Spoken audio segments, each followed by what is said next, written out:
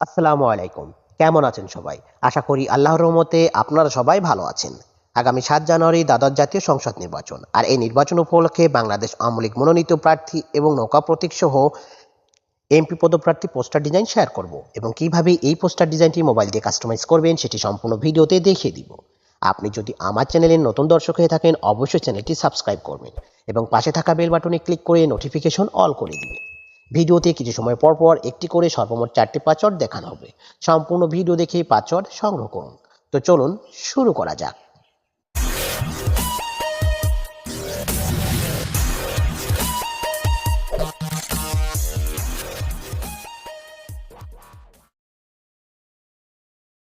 সর্বপ্রথম আপনাকে এই ভিডিওর ডেসক্রিপশন বক্সে আসতে হবে। সেখানে ডাউনলোড পিএলপি নামে একটি লিঙ্ক থাকবে। সেই লিঙ্কে ক্লিক করে আপনার ফোনে থাকা যে কোনো ব্রাউজার সিলেক্ট করে ভিডিও দেখে 4টি পাসওয়ার্ড সংগ্রহ করে পাসওয়ার্ডগুলো টাইপ করে সাবমিটে ক্লিক করবেন।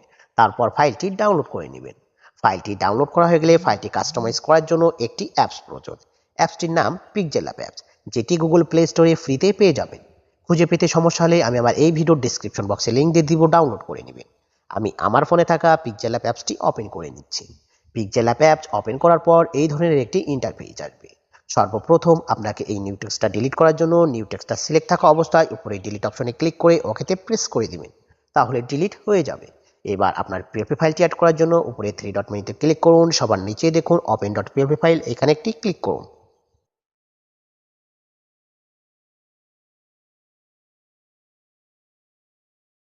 এবার সবার উপরে দেখুন ডট পিএলপি নামে একটা আইকন, এখানে ক্লিক করুন। আপনি যদি পিএলপি ফাইলটি ডাউনলোড ফোল্ডারে সেভ দিয়ে থাকেন তাহলে আপনার এইখানে শো করবে। আর যদি পিএলপি ফাইলটি ডাউনলোড ফোল্ডার ব্যতীত অন্য কোনো ফোল্ডারে সেভ দিয়ে থাকেন তাহলে এই অ্যারোতে ক্লিক করে ফোল্ডারটি সিলেক্ট করুন। ফোল্ডারটি সিলেক্ট করার পর ফাইলটি খুঁজে পেলে ফাইল একটি ক্লিক করুন। ওপেন অ্যান্ড অ্যাড, এখানে ক্লিক করুন। ওকেতে প্রেস করুন। ফাইলটি কিছুক্ষণ লোড নেওয়ার পর এবার ব্যাকে আসেন। আপনার ডিজাইনটি PixelLab অ্যাপসে শো করবে। এই ডিজাইনটি একটি সাদা কালো ডিজাইন। এই ডিজাইনের প্রত্যেকটি লেয়ার দেখার জন্য লেয়ার অপশনে ক্লিক করুন। আমি এই ডিজাইনে যে লেয়ারগুলো ব্যবহার করছি প্রত্যেকটি লেয়ারই লক করে রাখছি। আপনি চাইলেই সহজেই যে কোনো লেয়ার আনলক করে নিয়ে সহজেই কাস্টমাইজ করে নিতে পারবেন। সর্বপ্রথম আমি আপনাকে এইখানে এই প্রার্থী ছবিটি পরিবর্তন করে দেখাবো। এই জন্য লেয়ার অপশনে আসুন। এবার সবার নিচে এসে প্রার্থী ছবিটি খুঁজে ডিলিট করে দিন।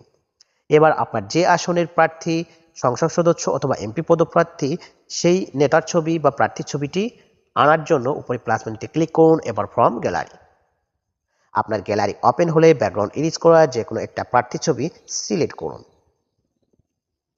এবার ওকেতে প্রেস করে ছবিটি রিসাইজ করে বসিয়ে দিন। এই রঙিন ছবিটা সাদা কালার করার জন্য ছবিটা সিলেক্ট থাকা অবস্থায় আপনাকে মিডিয়া অপশনে আসতে হবে। মিডিয়া অপশনে এসে আপনাকে কালার ফিল্টারে এসে এখানে স্যাচুরেশনটা একদম 0 করে দিতে হবে। তাহলে আপনার ফাইলটি সাদা কালো হয়ে যাবে। ছবির কাজ শেষ হলে আপনাকে নামটা পরিবর্তন করতে হবে। প্রার্থীর নামটা পরিবর্তন করার জন্য লেয়ার অপশনে আসতে হবে এবং প্রার্থীর নামটা খুঁজে বের করে লক থাকলে সর্বপ্রথম আনলক করে নিন। সাইডে দেখবেন পেন আইকন, এখানে ক্লিক করলে আবারও পেন আইকন আসবে, এখানে ক্লিক করবেন। তারপর আপনার কিবোর্ড অপশন আসলে আপনি প্রার্থীর নাম টাইপ করে ওকেতে প্রেস করে দিবেন। এবার আপনার প্রার্থী যে আসনের মনোনীত হয়েছেন সেই লেখাটা বা টেক্সটটা পরিবর্তন করার জন্য লেয়ার অপশনে আসতে হবে। এবার প্রার্থীর মনোনীত আসনটা টেক্সটটা খুঁজে বের করে লক থাকলে সর্বপ্রথম আনলক করে নিন।